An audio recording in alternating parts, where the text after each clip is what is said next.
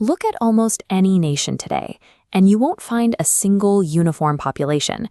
You find different communities, speaking different languages, following different religions, all trying to share the same plot of land. And that raises a massive geopolitical question: who actually gets to rule? If one group, usually the largest one, decides to monopolize control and force its will on everyone else, the friction doesn't disappear. The pressure builds until the entire national system is on a path to collapse. Political scientists have a specific solution to this threat. It's called power sharing, the intentional division of authority across different groups.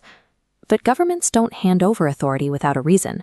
When nations choose to share power, they are driven by two entirely separate logic paths. The first is the calculation of survival, which we call the prudential reason. The second is the pursuit of fairness, known as the moral reason. Identifying which of these two motives drives a government determines whether a divided democracy finds a path to stability or slides toward internal collapse. Let's examine that first motive. This animation shows a balancing scale, constantly adjusting social conflict against government stability. This is the prudential approach. It is a purely practical, cold calculation focused entirely on producing a stable political result. The system is designed with a specific mechanical goal: to ensure no single social group can amass enough leverage to dominate another. To see what happens when this calculation is ignored, we look at a historical case study. This is an archival photo of a bustling street in Sri Lanka, a nation that struggled deeply with these exact dynamics. Following independence, the Sinhalese majority government passed laws that actively marginalized the Tamil minority.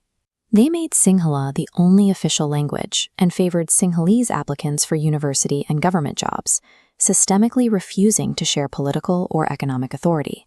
The direct consequence of ignoring that prudential logic was devastating. The tension escalated into a brutal civil war that lasted for decades, costing tens of thousands of lives. The tragedy in Sri Lanka proves that dividing authority to reduce friction isn't an optional luxury. It is a mandatory calculation to prevent national ruin. But there is another way to approach this. When a nation shifts its motivation away from avoiding war and toward the ethical pursuit of equality, we enter the territory of moral power sharing. This is built on a specific ethical foundation. Look at this ballot being cast. It represents the core belief that every single citizen inherently deserves a voice in how they are governed. For a clear modern model of this philosophy, we look to Germany. This is the Reichstag building in Berlin, the home of the German parliament. Inside, in the Bundestag, the physical layout forces major